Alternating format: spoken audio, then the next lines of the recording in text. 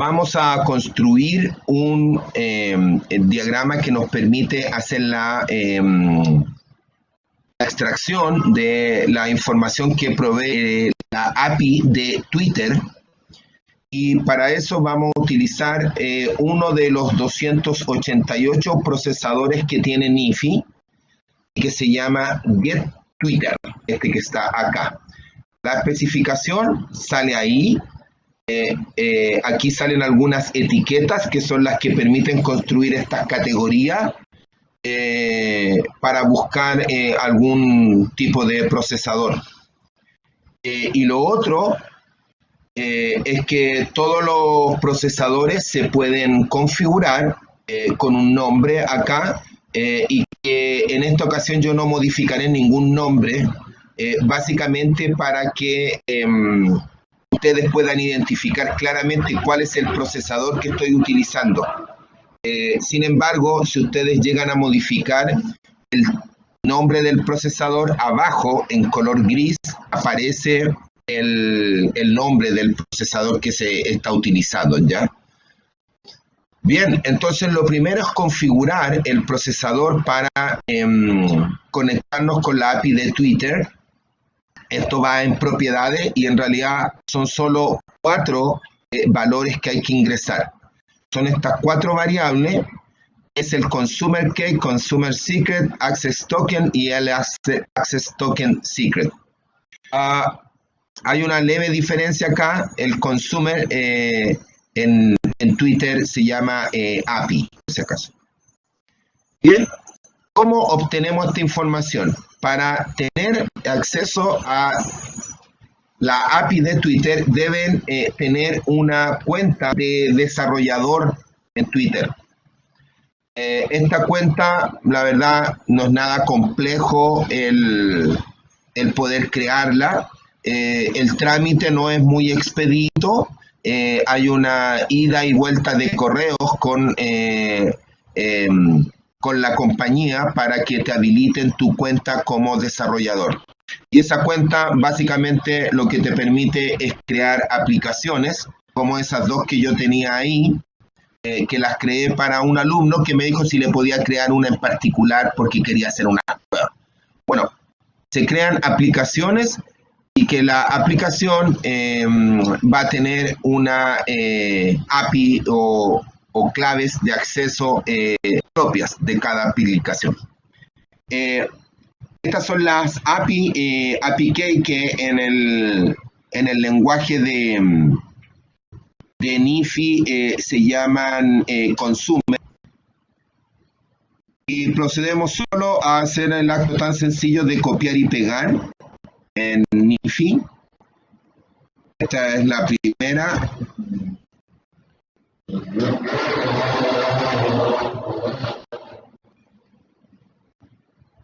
Este es el segundo parámetro. Y las 2 siguientes son las secretas, que está ahí con asterisco. Una vez que las generas, la ingresa en tu aplicación y bueno, después no es posible visualizarla. Por eso las voy a regenerar. Esto invalida obviamente los tokens anteriores por los que había creado otro flujo para otra aplicación. Así que las volvemos a generar. Ahí está la primera.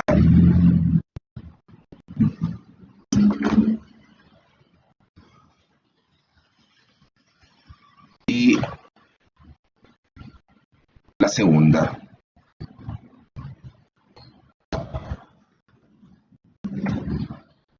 Ok, ya hemos configurado entonces el procesador que lo que hace es conectarse con la API de Twitter. ¿Qué vamos a hacer con esa información? Bueno, la vamos a tomar y vamos a crear 2 nuevos atributos o 2 nuevas variables. Vamos a crear 2 variables en definitiva. Esas variables estarán contenidas gracias a la información que entrega los atributos de la clase Twitter. Para eso pueden ver la documentación que hay en la página de los desarrolladores de Twitter para ver todos los atributos que tiene la clase que utiliza Twitter, ¿no? Pero ya en unos minutos más les voy a mostrar claramente cuáles son los atributos que tiene esa clase.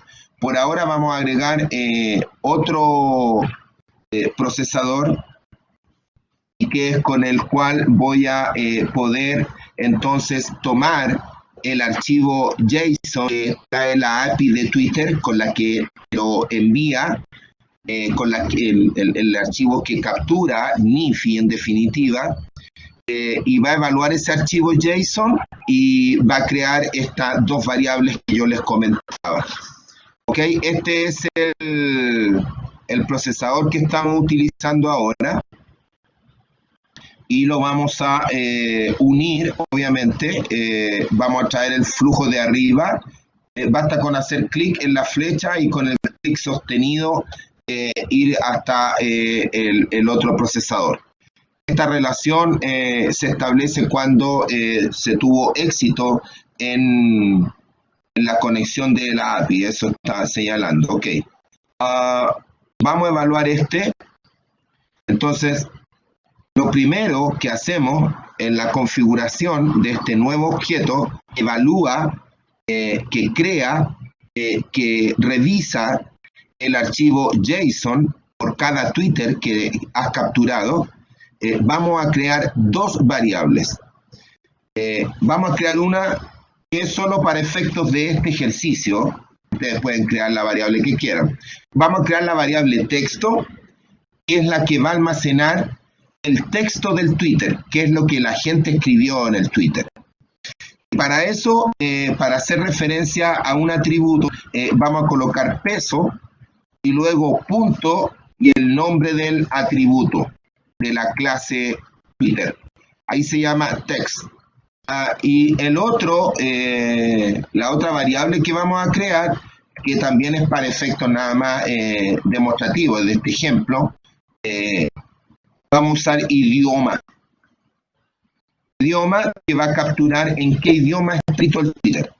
Por lo tanto, se escribe peso.line. ¿Ok? Eso es lo primero. Lo segundo que vamos a hacer es que esta información que vamos a capturar, el archivo JSON, al cual le vamos a agregar dos variables, texto y también idioma, eso lo vamos a enviar a un destino. Vamos a poner a aplicar acá. A un destino, es decir, a otro procesador. ¿Eso para qué? Para poder realizar un filtro. Un filtro. El filtro me va a permitir descartar los Twitter que me sirven y los que no me sirven. Básicamente es un if el que vamos a implementar. Entonces, el procesador que vamos a utilizar es este que está acá. ¿Sí? Es este procesador, este. Y por lo tanto vamos a unir el flujo de acá que sale con el nuevo procesador. Y acá ya me pregunta, ok, pero cuénteme, ¿qué es lo que yo quiero recibir? ¿Qué es lo que yo quiero enviar en este flujo de datos? Desde A hasta B. Entonces, yo lo que voy a enviar es cuando efectivamente hemos encontrado algo. Es decir, voy a enviar los archivos JSON. Eso es lo que les estoy diciendo en esa acción. Está configurada entonces la relación. ¿Y qué es lo que debemos hacer primero? El procesador anterior quedó pendiente una tarea. En realidad son dos. Las vamos a hacer una primero y la otra después. La primera tarea pendiente que nos quedó fue señalar el destino, el destino. ¿Qué es el destino? ¿Hacia dónde lo envió? En este caso, vamos a modificar el flujo de salida, porque no quiero que me envíe solo el contenido, quiero que me envíe eso, los atributos. ¿Para qué? Para que puedan caer estas dos nuevas variables. Por eso selecciono atributo. Una vez que selecciono atributo, hay otra cosa más que configurar, pero lo voy a hacer en un minuto más. Acá es donde va a recibir esos atributos. En realidad recibe todo. Recibe el Twitter completo, con toda la información, desde el usuario que lo escribió, la fecha, la hora, el país, el idioma, todo. Pero además recibe dos variables. Van a estar repetida la información, sí. Pero estas son dos variables súper conocidas, que se llama texto y la otra se llama idioma, que son las dos que acabamos de crear. Entonces, por cada Twitter que capture acá, se va a generar un fichero JSON. Y cada fichero JSON va a pasar por este filtro. Este filtro es el que va a actuar como si fuese un if de la programación y va a tomar una decisión. Vamos a configurar esto. Doble clic y acá vamos a agregar entonces un filtro. Ese filtro debe llevar un nombre. Twitter español. ¿Ok? Vamos a filtrar los Twitter que han sido escritos en español. Así que no hay nada mejor que colocar este título al filtro que acabamos de crear. Ok. Para crear entonces ese filtro, vamos a utilizar lo siguiente. Vamos a decir acá. La variable texto no está vacía, es decir, hay algo escrito en el Twitter. Y la variable idioma, que es la otra variable que creamos, es igual a español. Así es como se escribe la condición de este if que estamos creando. ¿Ok? Entonces, para efecto de contrarrestar lo que aparece en el video que van a ver, que es una letra muy pequeñita, aquí tengo un archivo de texto que es mucho más claro porque la fuente es más grande, ¿no? Esta es la condición que acabamos de escribir, ¿sí? Aquí les pongo otra de ejemplo. Esta tiene tres condiciones. Ahí hay tres. Estamos hablando de una variable que se llama texto, de otra variable que creamos que se llama hashtag y otra que se llama idioma. Y como verán, podemos crear condiciones que tienen más variables en juego. Pero, ¿qué es lo relevante? Ya que hoy utilizamos solo dos variables, las dos que creamos, texto y la variable idioma.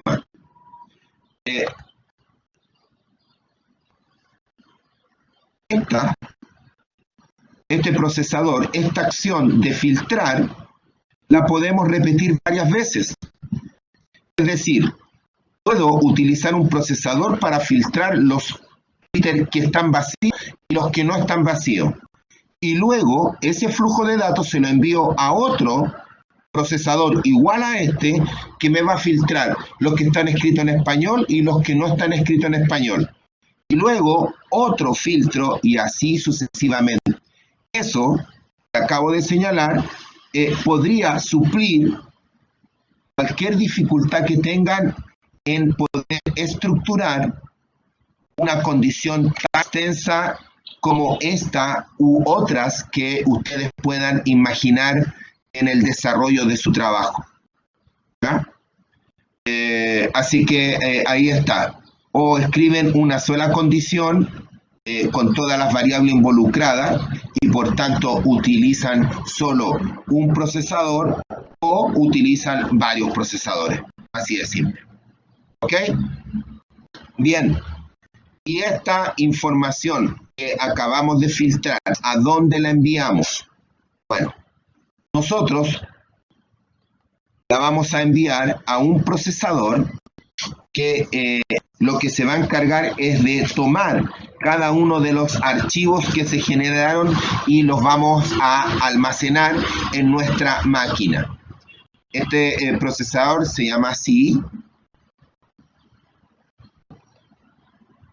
Y lo que hacemos entonces es unir el flujo de salida con este procesador. Ahora, atención, que él me va a preguntar algo. Miren, vamos a unir. Me pregunta, ¿qué flujo le envío a este procesador que usted está señalando? ¿Le envío el verdadero del if o le envío el falso? Le envío los Twitter que cumplieron con la condición llamada Twitter español o le envío los que no la cumplieron. Ahí está. ¿No? Ahí selecciono lo que quiero enviar. Listo, los envío y tendría que configurar este procesador, que la verdad es bastante sencillo, porque solo me pregunta en qué directorio voy a almacenar los datos. Bueno, voy a crear uno que se va a llamar, bueno, le voy a poner igual, Twitter español, ¿cierto? En esa carpeta, en ese directorio lo vamos a almacenar, ¿ya? En el directorio bin y dentro de bin en una carpeta que se llama Twitter español. Y lo otro que me pregunto acá es, ¿qué sucede si el directorio Twitter español no existe? Bueno, aquí le estoy diciendo créelo. Lo puede crear sin ningún problema. Ok, perfecto. Y lo que ahora debo pensar es, ¿por qué me aparece ese signo ahí y acá no? Bueno, el cuadrado rojo quiere decir que no tiene errores. Que no tiene errores el procesador. Este amarillo, que corresponde a ese que está ahí, es un warning. Te está diciendo, oiga, hay algo que puede causar problemas. Bueno, si pongo el mouse sobre él, me dice claramente qué es lo que está pasando.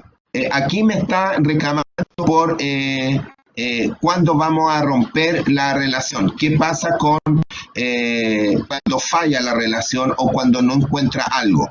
Me dice que no está configurado. Entonces, miren, voy a hacer doble clic. Esta era la segunda tarea que me faltaba por realizar. Doble clic en el procesador y acá en Setting, aquí le voy a señalar a este procesador que esa relación se termine de forma automática cuando falle o cuando no encuentre algo. Y ahora se transformó en rojo, como ven ahí. ¿Ok? Entonces, cada vez que no le llegue información o no encuentre algo, esté vacío, se debe detener. Es como tal vez en el ámbito de la programación un break en el while. ¿Se acuerdan? El while o el for, si es que no conocieron while, había una instrucción que se llamaba break y que permitía romper un ciclo, detenerlo. ¿Ok? Y acá también hay otro warning que me está preguntando lo mismo. Me dice, oiga, ¿y qué pasa cuando no encuentro los Twitter en español? Bueno, vamos a crear un procesador que es igual al otro, al que está acá, put5,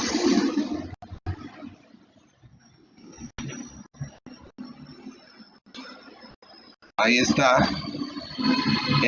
Y este lo hemos creado para enviar hacia allá el flujo de datos cuando no cumplen con la condición. ¿Ok? No la voy a configurar este de aquí, no lo voy a configurar porque no es necesario. Voy a eliminar, a desechar esto después. ¿Ok?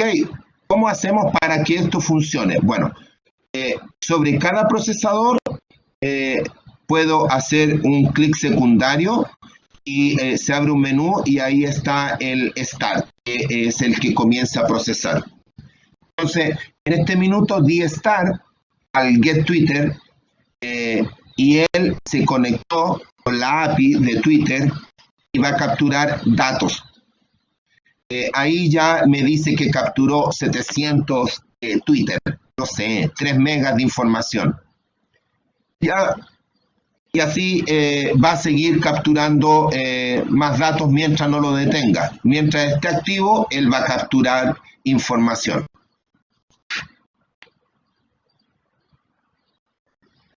Vamos a dar un poco más entonces para que capture los siguientes datos, un par de segundos, y ahí ya tiene 2969.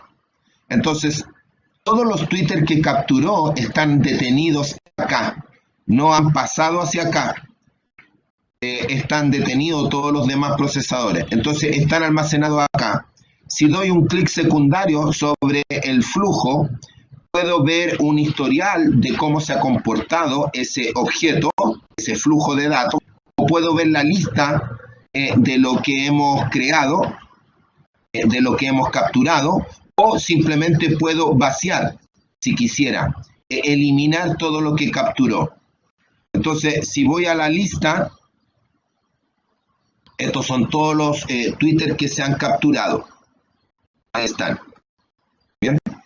Entonces, podemos revisar este que está acá a través de la letra I o a través de ese ojo.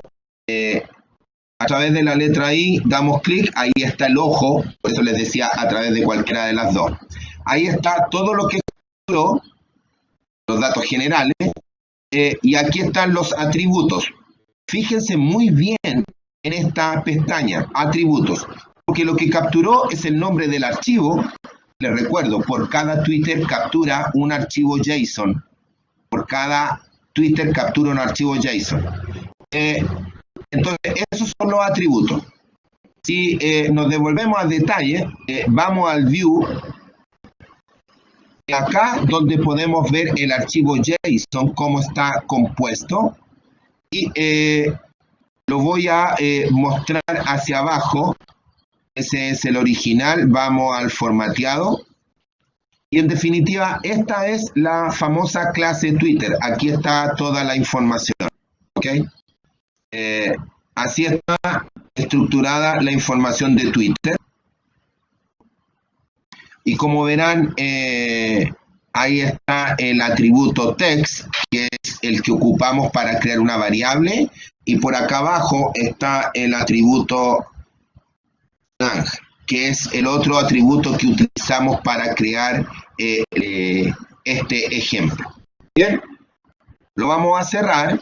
Ya les dije, ahí está atributo, solo aparece el nombre del fichero JSON, nada más. Ok, vamos a detener el procesador para que no siga capturando Twitter. Esto ya está en 46 megas, está ahí en rojito. Entonces ahora los vamos a procesar. Les recuerdo, acá lo único que hacíamos era tomar esa clase Twitter, ese archivo JSON, y tomar dos atributos y almacenarlos en dos variables. Eso es lo único que hacemos en este procesador. Bien, lo vamos a encender. Start. Y por mientras vamos a dar un clic derecho al flujo anterior y vamos a ver el historial del estatus. Bueno, así se comportó. No tenía ningún procesamiento, 0 byte procesado, y acá tiene un ascenso rapidísimo en ese instante. Se muestran dos porque esto puede ser un zoom. fíjense, haciendo clic puedo marcar una zona de la gráfica para mostrarla acá. Esto es un zoom, lo que está aquí abajo. ¿Ok? Bien. Ya se leyeron todos los Twitter, este procesador ya los procesó y ahora quedaron detenidos acá. ¿Qué fue lo que hizo este? Por cada archivo JSON creó dos variables nuevas. Entonces, fíjense, vamos a hacer un clic derecho, vamos a ver la lista de los Twitter. Ya saben, vamos a buscar el mismo que hicimos delante, el 89. Clic en la I y fíjense en los atributos. Ahora no parten con el nombre del fichero, sino que están las dos variables que hemos creado, el idioma y el texto. Se crearon esas dos variables. ¿Ven? Ok. Ya que creamos las dos variables, ahora este puede hacer el filtro, es decir, preguntar si el Twitter tiene texto y si está escrito en español. Y todos esos irán hacia acá y los otros irán hacia allá. Vamos a encender este procesador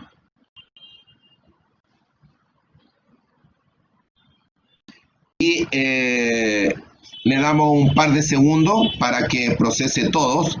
Ya procesó alguno y encontró 325 y acá 24. Damos un par de segundos entonces y ahora vamos a ser capaces de ver entonces qué fue lo que logró filtrar de esos 6.000 y pico Twitter que había capturado. ¿Cuántos finalmente eran en español? Ahí están. Son solo 3 megas de información de tal vez los 19 que habían por acá, que acá se transformaron en 46. Clic derecho, vamos a ver la lista. Ahí está, todos los Twitter que han sido capturados, son 631. Todos estos están escritos en español y tienen algo escrito. Vamos a abrir el 89. Veamos. Ahí dice, está en español y esto es lo que capturó. Bien.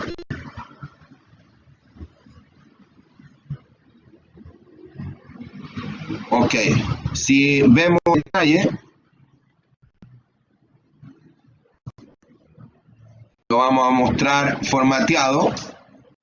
Está lo mismo, pero bueno, nosotros dimos énfasis solo al idioma. Ustedes podrían filtrar por lo que quisieran. Por ejemplo, desde dónde fue escrito, que en este caso te aparece como Android, ¿cierto? Tal vez cosa interesante, lo que aparece acá, que este es el arroba de quien escribió. El arroba es ese. Lo vamos a buscar. Vamos a utilizar entonces Twitter para buscar a este usuario.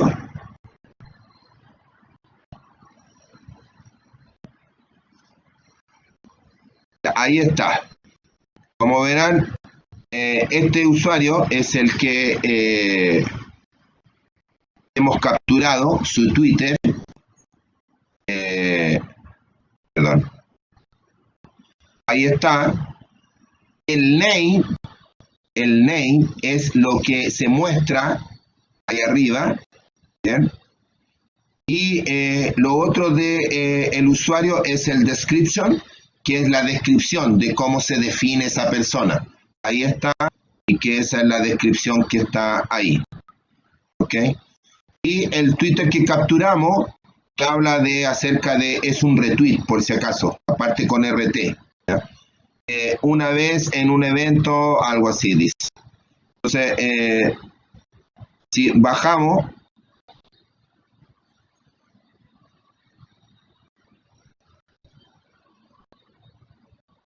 alguno de estos es el que escribió. Ahí, este Este es el que acaba de... bueno, ella lo retuiteó recién, tiene que haberlo hecho. Y retuiteó este tweet, ¿no? Este que está acá. ¿Ven? Tiene 76 seguidores y ella está siguiendo a 656 personas. Y esa información está ahí. Los followers, que es los seguidores, quienes la siguen, son 76 y ella sigue a 656 personas. Y qué sé yo, podemos ver información ahí, todo lo que quieran. Como ven, todo esto que está acá es información del usuario, ¿sí? Esto que está acá, información general del tweet, y así se estructura la clase, ¿no? Esto de acá es la ubicación desde donde ha sido creado el tweet. Esto que está aquí adentro es lo que forma parte del tweet, ¿cierto? Y lo que viene acá dentro de del retweet, ¿ven? Estamos ahí en el retweet. Aquí te identifica a quién retuiteó. Este es el usuario, toda la información de quién fue retuiteado. Bueno, qué sé yo, pueden hacer millones de análisis con esta información. Y lo último, tal vez que resulte interesante, poder mostrar que desde acá, esto les dije que no lo iba a configurar, por lo tanto lo voy a eliminar ahí, voy a eliminar los Twitter. Sí, no quiero hacer nada. Estos de acá, si lo activo, van a quedar almacenados donde les dije. Y si acá doy un clic derecho, puedo ver también una especie de diagrama de flujo para saber desde dónde proviene cada uno de los flujos de datos. En este caso es cada archivo, ¿sí? Si dan clic acá, ahí vamos a mostrar una especie de linaje, ¿no? Así lo llaman. Es mostrar desde dónde proviene cada información. Esto es cuando los flujos son relativamente grandes. Este flujo es bastante pequeñito, entonces es obvio que viene de acá de arriba. Pero un flujo un poco más complejo es una opción bastante, digamos, acertada haberla incluido dentro de Nifi. ¿Ok? Eso es como hacemos la captura de Twitter usando la API de Twitter.